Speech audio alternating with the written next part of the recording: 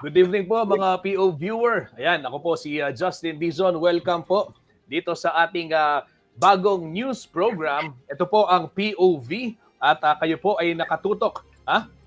Ngayon po, ang gabi makakasama natin may mga bisita ho tayo dito sa ating programa. Pero bago po ang lahat, mga kabalen, ito po ay narito na po tayo sa pinakahintay ng lahat. Yung POV, meron ho kaming kampanya. Ayan, sa simula pa lang ng ating programa, i-announce ko na mga kabalen. Opo, meron ho tayong isang campaign. Ito po yung Share Your POV. Kung meron ho kayong mga video o kaya larawan na nais ibahagi, pwede ho yan tungkol sa mga sirang kalsada o di kaya naman cute na mga alaga. Kahit ano po na nais po ninyong ibahagi sa ating mga kababayan, mangyari lamang po na ipadala ang mensaheng yan sa POV, sa page po ng CLTV 36 News. At dyan po ay makikita ninyo yung instruction kung paano po magpapadala ng mga video at i-feature ho natin yung POV ninyo. Oo, mga POV viewer, dahil importante ho yan para ho makita rin ng ating mga kababayan. Sa oras ito, puntahan na po natin yung mga balita na dapat ho ninyong malaman at yung mga impormasyon na meron ho paggagamitan at inyo pong mapakikinabangan. Narito na po, simulan natin. Ito pong biglaang paghiga ng isang lalaki sa highway, huli po sa dashcam video. Ito kabalen na POV ng ating netizen na si AR Alizaga. Payapa hong nagmamaneho dito po sa MacArthur Highway sa bahagi po ng San Isidro. Opo, ken pong portion na ng San Isidro, kaya pong tulid San Miguel. MacArthur Highway, si AR Alizaga. Dito lamang pong umaga ng Miyerkules, November 13, nang mapahinto po siya dahil isang lalaki kasi yung tatawid. Ngunit bigla na lang pong humiga sa daan. At pangamba po nitong ating netizen na si AR, baka damay pa ng iba at kung ano nga ba yung tunong motibo dito pong lalaki na humiga. Yung iba po nababahala dahil baka daw merong modus o di kaya naman meron daw pong sakit sa pag-iisip. Para malaman natin kung ano talaga ito pong senaryo o ano yung nangyari. Makakasama ho natin si Ginoong Louie Clemente dito po sa ating programa. Ayan, magandang gabi Sir Louie. Magandang gabi Sir Justin at magandang gabi po sa lahat ng sumusubaybay po sa inyong bagong programa, ang POV. Sir Louie, maraming salamat. Alam namin busy ho kayo lalo na papalapit ho yung holiday season. Pero ito po ay gusto naming i-raise yung concern na ito dahil natag ho ang inyong lingkod doon sa post ng netizen na si AR at nababahala po sila dahil gawa nga ng posibleng hindi ho nila alam ano yung motibo. Akala pa nga po niya doon sa post baka daw modus ito o di kaya naman meron nga merong plano ito hong lalaki, wag naman ho sana. Pero ano po ang inyong napag-alaman, sir, batay po doon sa inyong ginawang coordination and investigation po? Yes, Sir Justin, actually yung pong ating incident po ay nalaman ho natin sa pamamagitan ho ng ating isang follower. Siya po ay direktang nagmensahe po sa ating Facebook page at sinend nga po yung video at nakita ho natin na yun nga po, meron hong isang tao na humihiga sa gitna ho ng lansangan, particularly dito po sa may San Miguel. So kami po ay agad na nagsagawa po ng investigasyon and after ilang oras po nakakuha ho tayo ng information regarding the said uh, personnel na yun nga po, ito po ay nakatira dyan malapit po sa San Miguel, particularly dito po sa may uh, boulevard na tinatawag po nila, papasok po ng San Miguel. And base po sa pamilya, ito pong tao ay mayroon pong pinagdadaanan po sa kanyang mental health. At nalaman din ho natin na supposedly siya po ay nasa isang hospital pero siya po ay nakatakas kung kaya't hindi ho niya tinapos yung prescribed na rehabilitation ho sana sa kanya, which is sana po ay makapag-stay muna daw siya ng 14 days pero 3 araw pa lang po yata ay umalis na po at nagbalik nga po sa kanilang sa kanyang area, sa kanyang tirahan at nangyari na nga po yung nakuhanan po ng video ng ating netizen. Actually, Sir Justin, agad-agad po kaming nag-coordinate sa CSWD nung malaman ho namin na meron ho karandaman sa pag-iisip yung tao. At kanina lang po ay nag-feedback po sa amin at nakapagsagawa na po ng case study yung CSWD at na-interview na rin ho yung pamilya.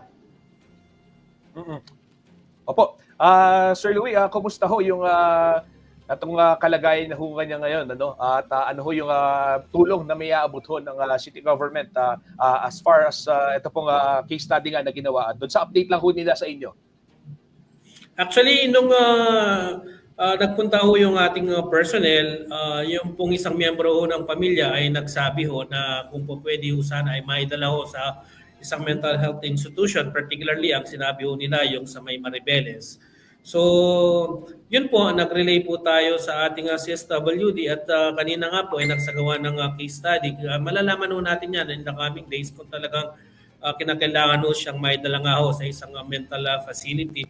At kanina ho, nakausap ko rin po yung person in charge sa CSWD. Nag-commit naman ho sila na tutulong ho ang pamahalaang lokal sa pamilya, lalong-lalo na ho dito sa tao na may kapansanan nga po sa pag-iisip. Sir Louie, ito po bang incidenteng ito ay first time lang mangyari na nai-report po sa Sipolsco or dati meron na rin po ganito kayong na-experience? Actually po, hindi yan isolated. Na marami ho ang nai-report sa amin. Actually, in all gender po, meron pong nai-report sa amin. Minsan may babae, bata, yan po ay lalaki. So tayo po, ito po hindi ho natin, kumbaga hindi ho tayo nagpapatumpik-tumpik kapag ganito ho yung mga report na ibinibigay sa amin. Kagad po kami, on our capacity, kami po ay agad-agad nagpupunta sa area at pag nakapag-assess po kami na kailangan yung intervention ng CSWD, yan po ay agad namin ini-endorso dahil special cases po ang mga yan. Hindi po basta-basta tayo na nakakapag-responde dahil nga po hindi naman po wala naman po sa katanuhan itong ating mga subject na mga tao. So yan po ay duly endorsed po. Maraming beses na rin ho kaming na nag-responde dyan. If you still remember, Sir Justin, last year ang nai-report naman po sa amin yung lumulundag dyan sa may flyover, sa may intersection. Yan din po ay natulungan ho natin.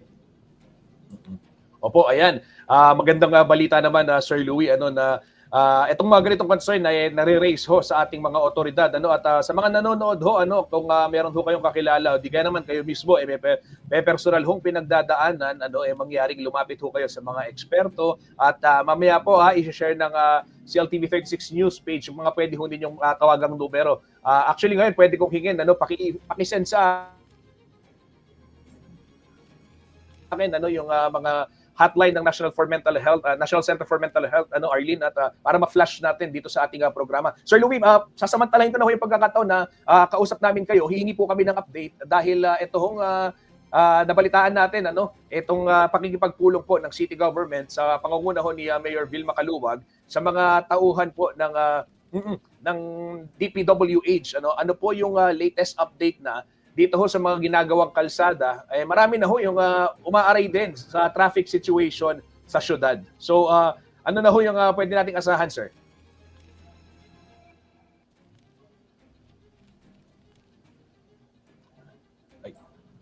Sir Louie? Actually po, gumawa na ho ng adjustment itong contractor na involved. Tama po kayo, nagpatawag po ng meeting ang ating mayor, kasama ho ang ating city engineer na si Engineer Anel. At yun nga po, pinag-usapan ho kung paano ma-fast track yung construction along the MacArthur Highway ng ating syudad. And after the meeting po, nakita naman ho natin, naging paspasan ho yung pagtatrabaho po ng contractor. Dangan nga lang, Sir Justin, dahil nga po nagkakaroon ho tayo ng issue sa panahon kung kaya talagang medyo nagkakaroon ho ng delay. Pero kami po ay masayang nag-uulat sa inyo with regards naman po doon sa asphalt overlaying dito po sa may MacArthur. Yan po ay halos 70 to 75% na pong tapos at ongoing pa rin ho yung pag-asphalt overlay po ng contractor. Actually po yung ating MacArthur Highway, yan po ay ginagawa ng dalawang contractor at mula po sa Telebastagan hanggang sa may Barangay Dolores. Pero of course, yung pong road reblocking kasi ang medyo nagkakaroon ho ng delay, medyo natatagalan ho yan dahil na nga rin po sa malaking konsiderasyon po sa panahon. But hopefully po, pagka actually ngayon mayroong paparating na bagyo, pero sana naman po after na makalabas sustain po ng bilis ng trabaho itong ating mga contractor dahil nga po yung ginagawa nila ay located ngayon sa kasalukuyan dito sa ating business district na alam naman po natin na talagang sobrang busy ng lansangan na yan sa kasalukuyan dahil binabawalan na ho natin yung ating mga truck na dumaan sa flyover kung kaya dyan po lahat dumadaan yung mga heavy vehicles. Opo. Sir, aside from these interventions, ano pa ho yung ibang ginagawa rin ng ating city government, ano sir? Ayan, medyo nawawala lang si Sir Louie, ano. Sige po mga kabalin, mamaya susubukan ho nating makapanayam muli ano kung si Ginoong Louie Clemente ano kaugnay po nitong update nga yung kanya pong binanggit na update po sa ito rehabilitation nitong MacArthur Highway. Pero ito, nandito na ho ulit si Sir Louie. Ano tatanungin ko lang? Oo, sir, ano po aside from this intervention ano itong pag-fast track dong mga ongoing road construction, road repairs ano along the MacArthur Highway, ano ba po yung ibang ginagawa ng ating city government na to at least ano tawag dito, padaliin ho yung sitwasyon, yung lagay ng trapiko para ho sa mga motorista dito ho sa ating syudad? Okay. Sir Louie, nakamute ho kayo. Yes, medyo nagkakaroon tayo ng technical glitches, Sir Justin, Okay lang, sir. dahil Opo, medyo pero mabagal audio. po yung connection namin sa internet. Pasensya na po. Yan ho ba? Yan, malinaw. Apo, sir, malinaw po yung audio niyo. Sige po, sir. Apo.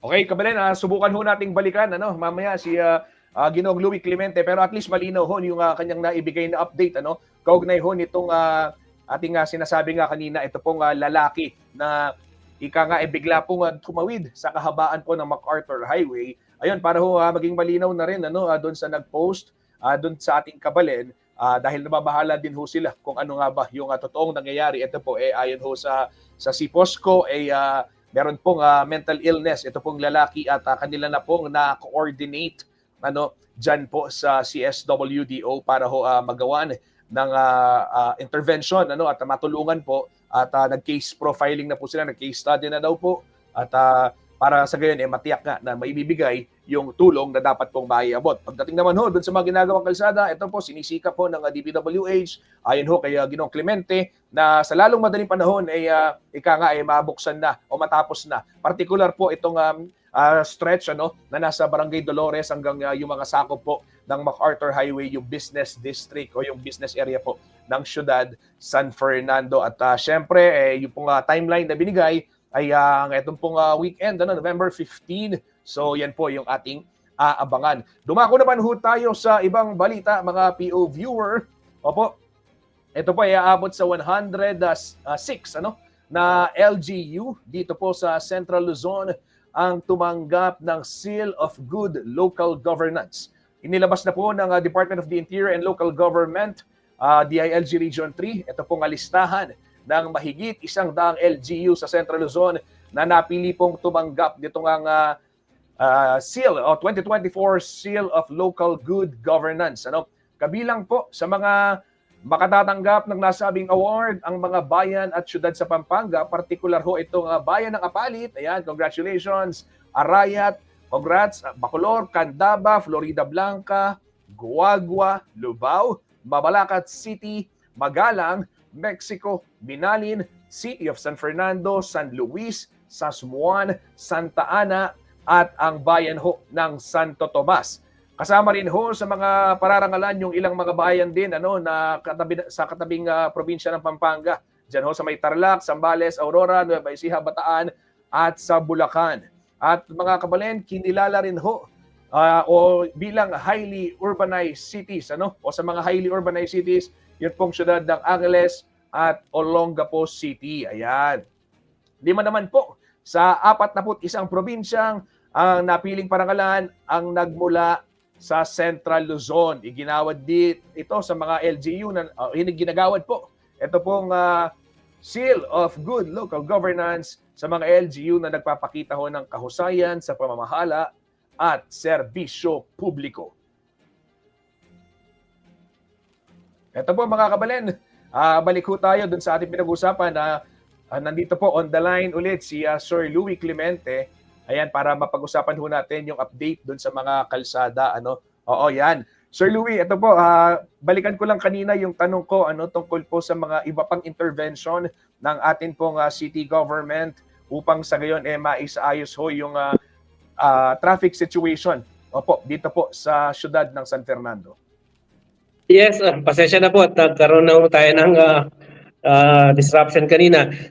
With regards po sa inyong tanong, Sir Justin, yun nga po, nakapag-conduct na po ng coordinative meeting ang ating buting mayora with our city engineer, requesting our contractors po, specifically itong gumagawa po dito sa along MacArthur Highway, na kung maaari po ay bilisan ho yung gawa ng kanilang kontrata, yung kanilang trabaho sa MacArthur Highway. So, tumalima naman po yung ating contractor.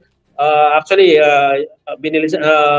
right after the meeting, the next day, dire-diretso na ho. At yung sa may Barangay Dolores ho, dito po sa may business district ay mahaba-haba na rin ho yung na-rehabilitate na daan, yung road reblocking na tinatawag. Pero yung pong ating asphalt overlay naman, Sir Justin, medyo marami na ho yung accomplishment nila dyan, around 70 to 75%.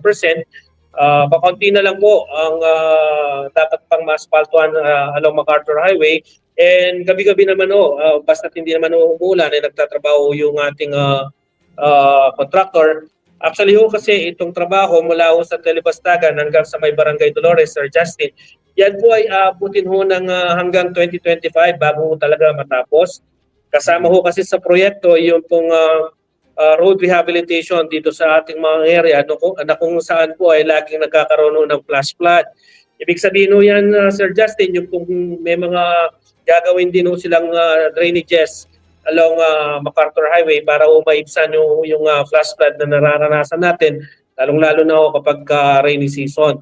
So, with regards to traffic po, again, yung pong ating Dolores Business District, talaga pong nakakaroon tayo ng moderate to heavy traffic condition dyan dahil isa po sa contribution dyan ay yung pong diversion natin ng mga trucks na pinagbabawalan natin dumaan sa ating mga flyover. Kung kaya dyan lahat lumulusot papuntang Lazatin Boulevard, kung kaya nagkakaroon talaga ng volume. Lalong-lalo na ho yung sa aming pong observation, magmula ho ng alas 10 ng umaga hanggang alas 4 ho ng hapon.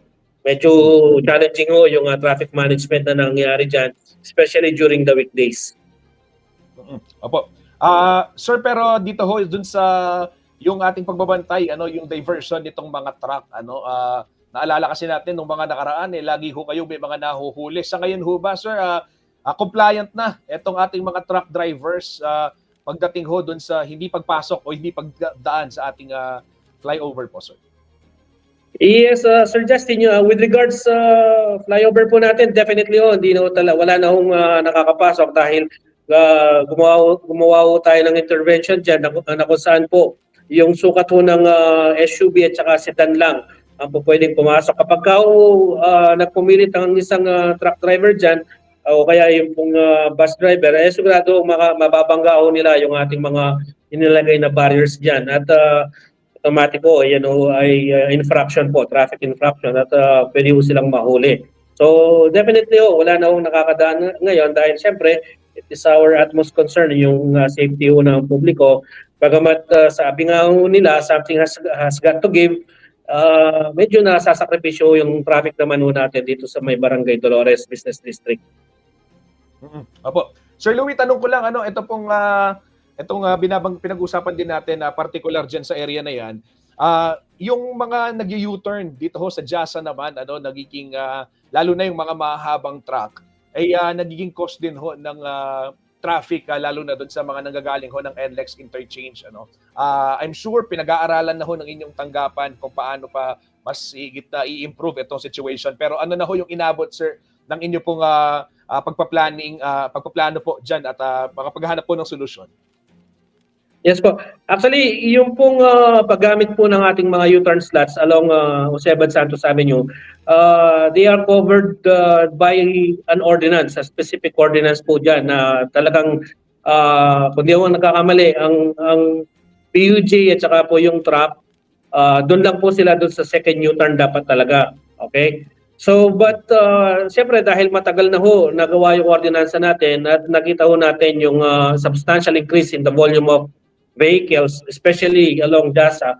So, yun nga po, pinag-aaralan ho natin na baka sakaling mag-adjust ho tayo. Pero right now, dahil nga po papunta naman ho tayo sa Christmas season, medyo nagdadalawang isip po kami gumawa ng adjustment dahil maapektuhan naman po yung ating mga motoristang papunta naman po sa ating mall area dahil nga po Christmas season na rin po. Pero nagkaroon na po tayo ng mga late na intervention dyan. Tayo po ay nakipagtulungan sa DPWH. Ginawa po nating maluwag yung ating mga U-turn slots. Nagbawas po tayo ng mga barriers at naglagay din po ng reflectorized barriers ang ating DPWH para naman po mag-guide yung ating mga motorista. So siguro po after the Christmas season, pagka normalize na ho yung traffic condition, saka ho kami mag-employ ng mga adjustments dyan. Dahil as of this time po, Sir Justin, nakita ho namin na parang uncalled po, for pa ho yung kung kami po ay magsasagawa ho ng diversion or some traffic management adjustment with regards the utilization of the U-turn slots po sa Jasa. Pero yung sa Dolores Business District naman naghihintay lang ho kaming matapos yan. Lalagyan din ho namin ng mga U-turn slots yan para mabawasan din ho yung in and out traffic na nangyayari dyan, lalong-lalo na yung mga motorista na nanggagaling sa ating mga business establishments. Okay, maraming salamat Sir Louie Clemente. Sinisenyasan na ako nitong ating mga kasama. Sir, thank you very much po for your time at again, salamat po sa paglilinaw dito pong mga issue kasi importanteng malaman ng ating mga kababayan ito pong usapin na kondisyon sa traffic situation at katuwang niyo po yung CLTV sa pag-abot nitong ating mga kababayan pagdating po sa ganitong information. Sir, ingat po kayo lagi at paalala na lang sa atin pong mga kababayan bago kayo magpaalam, sir. Yes po, una po maraming salamat po sa CLTV as usual sa inyong pong suporta. And of course, ating po mga motoristang bumibisita, bumabaybay po sa mga kalansangan ng Ciudad San Fernando. Lagi pong mag-ingat, lagi pong magbaon ng maraming disiplina, lalong-lalo na ngayong tayo ay nagse-celebrate ng ating Kapaskuhan. Maraming salamat po. Okay, ayan po mga kabalen, si Ginoong Louie Clemente ang pinuno po ng Siposga. Sir Louie, mimingat kayo po, dakal pong salamat. Opo, kabalen, ako po ay mag-break muna para sa ilang patalasta sa atin pong pagbabalik. Marami pang balita ang ihahatid namin sa inyo. Diyan lamang kayo mga PO viewers, magbabalik ho kami.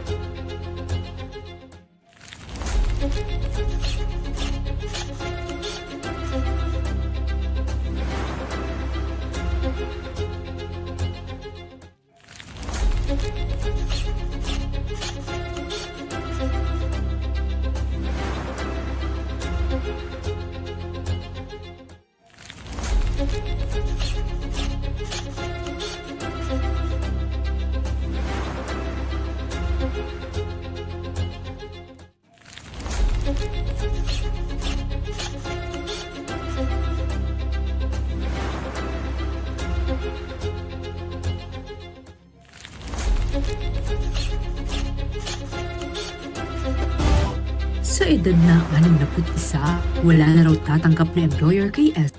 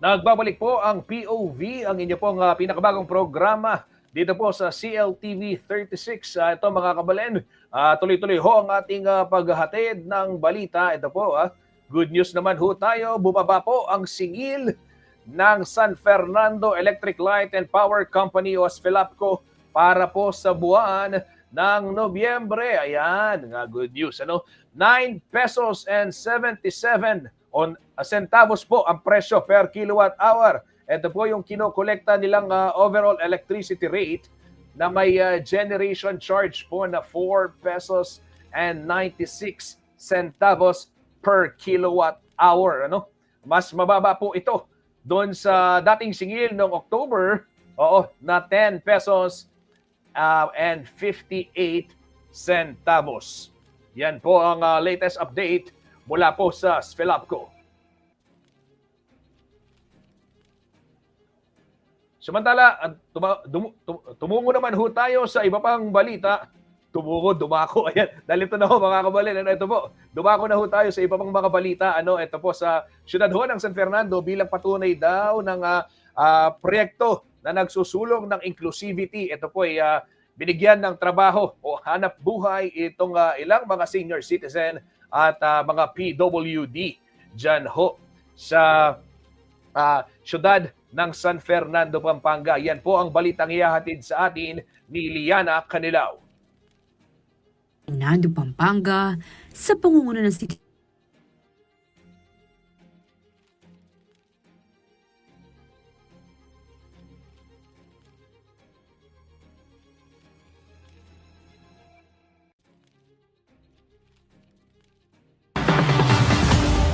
Sa edad na 61, wala na raw tatanggap na employer kay Elsa Di Maano. Kaya laking pasasalamat niya ng ilunsad ng City Government ng Siyudad San Fernando, Pampanga sa pangunguna ng City Public Employment and Services Office o CPESO ang obra para karing matua at PWD. Netong naitang kem adoldo mong gagastusan na maragulyang sa bibiera kaya kami, kaya kami adoldo, agyang senior kami, agyo may pa makapagobrang magkaikiniking City of San Fernando. Itang bulanan mong gastos din kaya rin kaya kang panulo, akakuha mong asasali. Ayon sa Labor and Employment Officer 3 ng CPESO na si Lovely De Vera, ang nasabing inisyatiba ang pinakauna hindi lamang sa syudad, kundi sa buong lalawigan. It aims to employ po senior citizens in PWD, which are marginalized sectors na napapabilang po sa mga unfortunately hindi po nakakuha ng trabaho. Also ma'am, yung program po nito ay makakatulong po sa kanila para makatulong po sila sa mga families po nila. Sa kabuuan, nasa 74 na senior citizen at PWD ang naka-employ sa ilalim ng programa. Ang nature po ng work nila, nag-base po kami dun sa educational attainment and then dun sa skills and talents po nila. So meron pong naka-deploy sa mga offices, nag-assist po sila clerically or administratively po. And then others are sa gardening and then dun sa mga ibang parts po ng city na kailangan po nilang tumulong. Like meron po kami sa executive building as frontliner na greet po sa mga bisita po natin. Sa loob ng kalahating araw na trabaho, sumasahod ng 8,000 piso sa isang buwan ang mga benepisyaryo. Bukas ang tanggapan ng CPESO para sa iba pang senior citizen at PWD na nagnanais magkaroon ng oportunidad. CPESO po or the City Public Employment Office is open for them na sa pag-assist po sa kanila sa pagbibigay po ng trabaho sa kanila. So if you are looking for that, visit lang po kayo sa office namin dito sa Heroes Hall, City Public Employment Service Office Building po. Thank you so much po. Liana Canilaw, CILTV 36 News.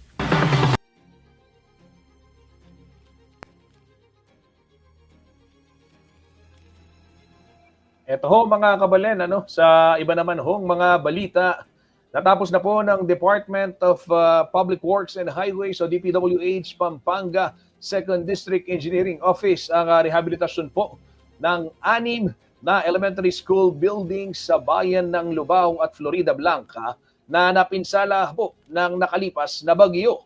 Kasama po sa mga ginawa ay ang roof replacement at repainting.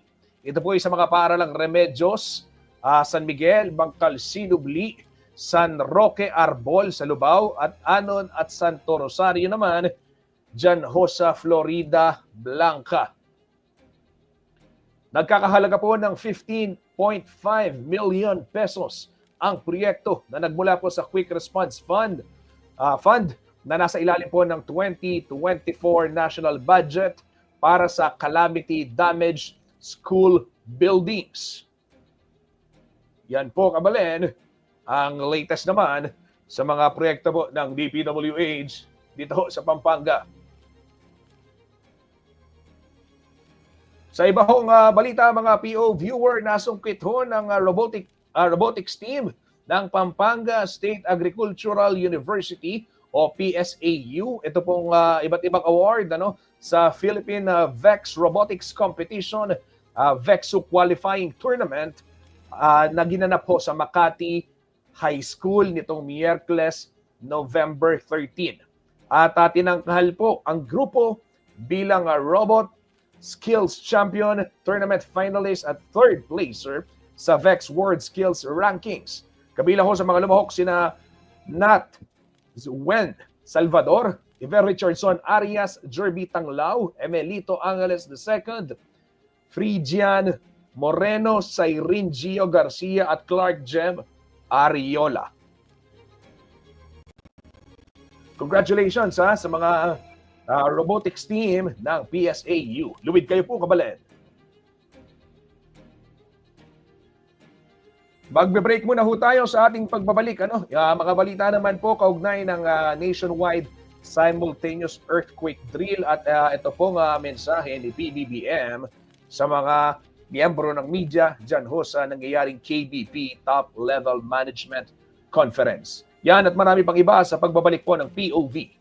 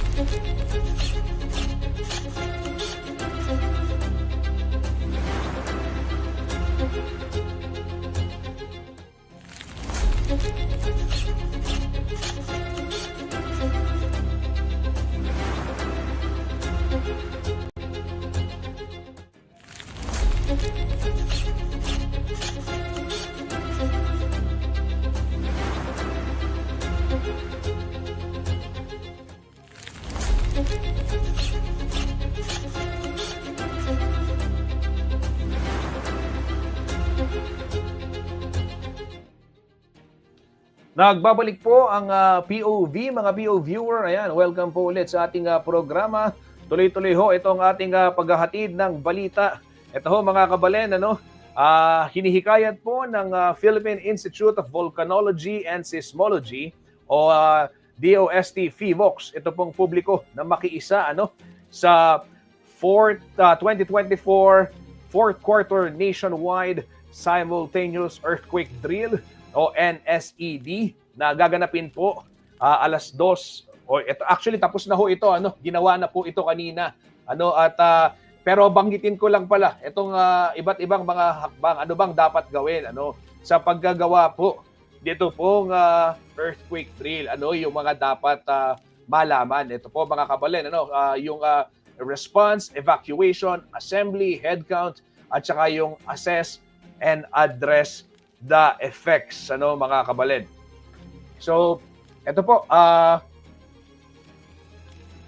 ayon ho sa PVOX, mahalagang ika nga sundin ito pong mga steps na to upang sa gayon ay maging tuloy-tuloy yung matiyak po yung ating kaligtasan. At syempre po ito pong itong mga earthquake drill na ito, ayan, taunan po regular na ginagawa ng ating iba't ibang tanggapan at maging mga private offices po upang sa gayon ay ihanda magkaroon ng capacity o yung capacity building, so to speak, ihanda po yung mga kababayan natin laban ho o doon sa mga sakuna gaya ho ng pagyanig o malalakas na pagyanig o mga lindol. Ayan.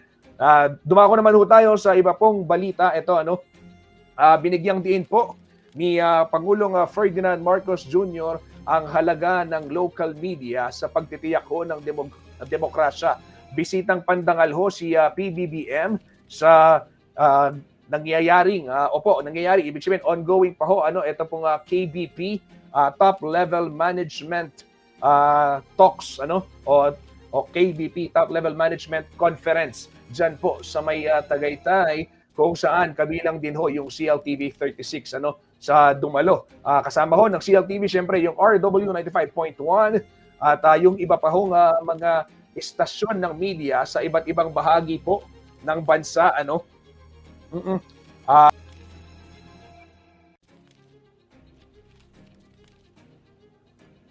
Ayan mga kabalen. Ito po, kabilang ho dyan, ito pong kabilang ho sa mga tinalakay, ito pong iba't ibang usapin kaugnay ng analog shut-off o yung ASO kung tawagin at yung digitalization na nakaplano po hanggang dito sa pagtatapos ng 2024 at ito po ay nagsinimulan sa Manila, Bulacan at Pampanga at syempre ito po CLTV 36 ay nauna na ho dito sa tinatawag nating digitalization. Ayan, at meron din ho mga talk kaugnay ho nitong Trusting the News, Emphasizing Transparency and Openness, kung saan si Professor Yvonne Chua ho ng University of the Philippines ay nagbahagi po ng iba't ibang kaalaman kung paano makakaiwas sa mga peking impormasyon. Habang dinodomina daw ng Facebook ang Pilipinas ay nagiging bagong news source na rin. Ito pong TikTok. Kaya naman po ang CLTV 36 ay nasa TikTok na rin mga kabalen. At marami hong iba't ibang balita ang dapat daw na maibahagi sa ating mga kababayan. Nandiyan na yung local, international news, environment, business, entertainment at maging sa usapin ng mental health. At nagkaroon din ho ng isang presentasyon si COMELEC Commissioner George Garcia para po ipagtibay o ipaliwanag itong role ng media sa papalapit na halalan. At dahil partner ho dyan yung KBP at yung PPCRV para ho sa pagbabantay ng isang payapa, patas at malinis na halalan. Pakinggan ho natin ang pahayag ni Pangulong Marcos sa kanya hong pagdalo dito sa KBP PLMC. A vital role in dispelling the noxious influence of misinformation, dismantling the lies that are spread by troll farms and other malicious organizations. The responsibility goes beyond simply informing. It enlightens. It empowers. By championing the integrity and accuracy, the broadcast media helps build public trust, which in turn strengthens our democracy.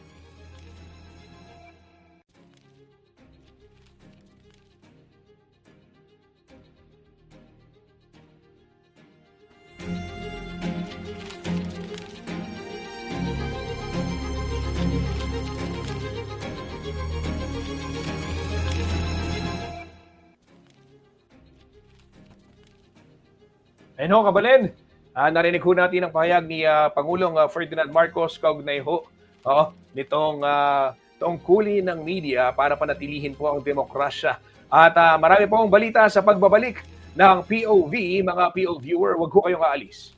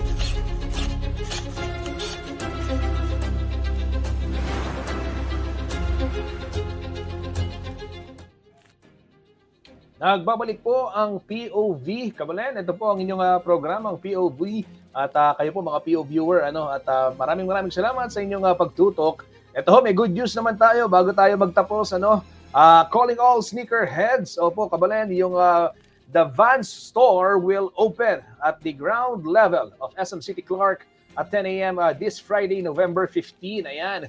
At kung kayo po ay magpipila ng maaga at magiging isa sa mga first 50 customers, ay makatatanggap po kayo ng libreng Vans footwear. Ayan, libreng sapatos.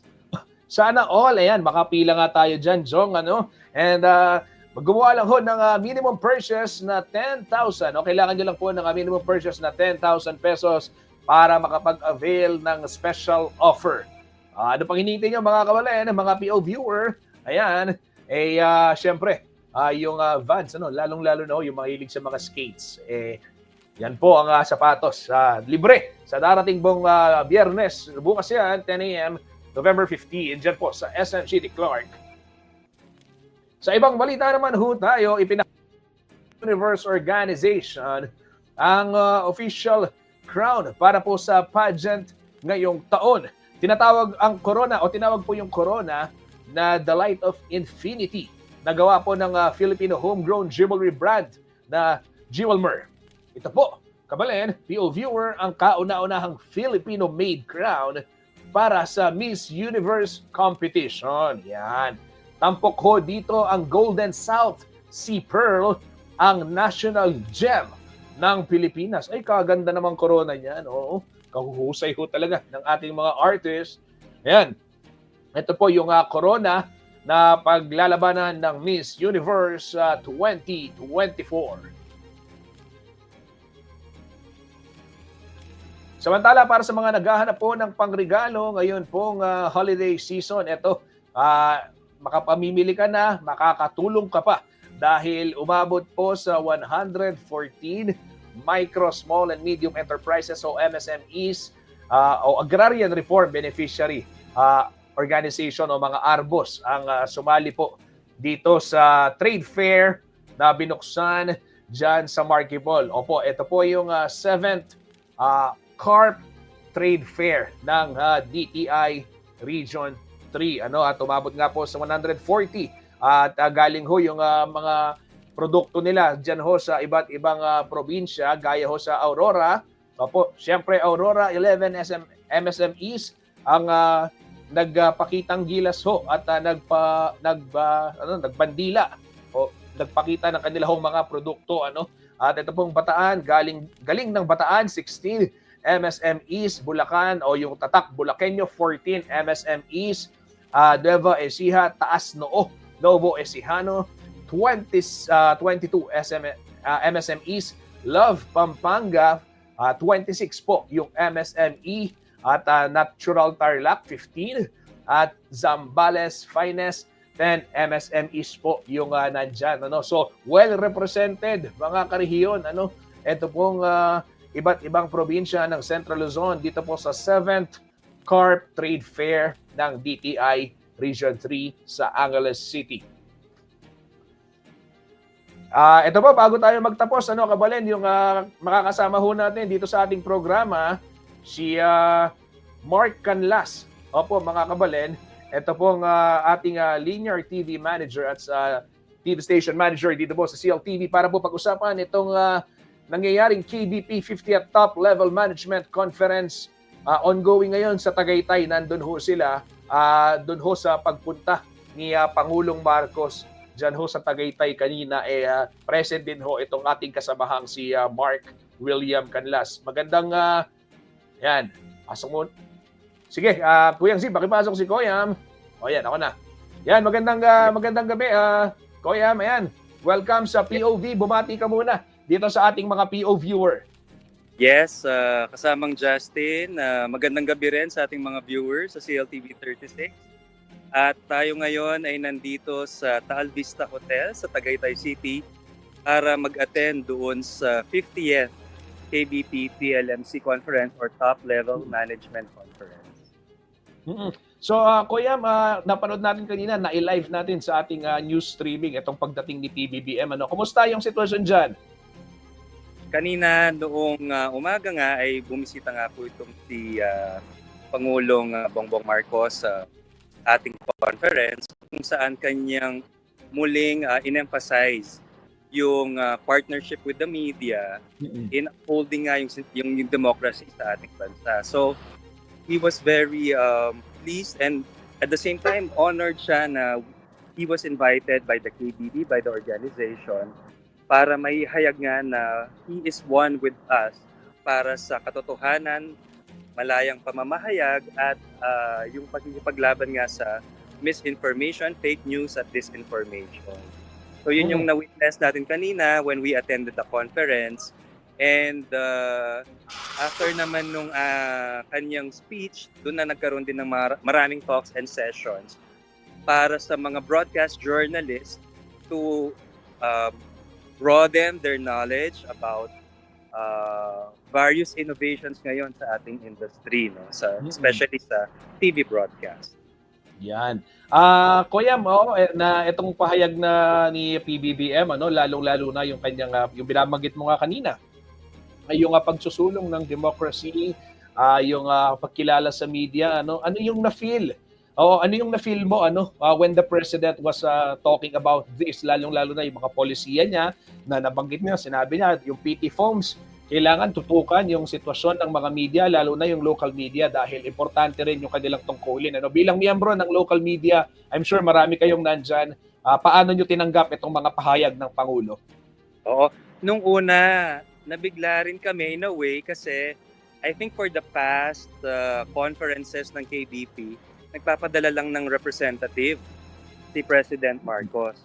So kanina it was something different kasi nga siya mismo, sabi ko wow, dumating mismo sa President and siya mismo yung talagang nagbigay ng kanyang congratulations sa KBP for its effective implementation ng mga policies niya regarding sa broadcast media. It was inspiring as well, no? Kahit paano yung nakita natin yung kanyang support for the industry para lalo itong mas yumabong, mas lalong ma-push yung kanilang agenda, especially sa Presidential Communications Office na mas mapabuti yung communication ng kanilang mga polisiya sa mga mamamayan through the help of media, national media, especially sa local media, no? Like CLTV 36 and RW 95.1, nakasama din natin kanina. Ayan, oo.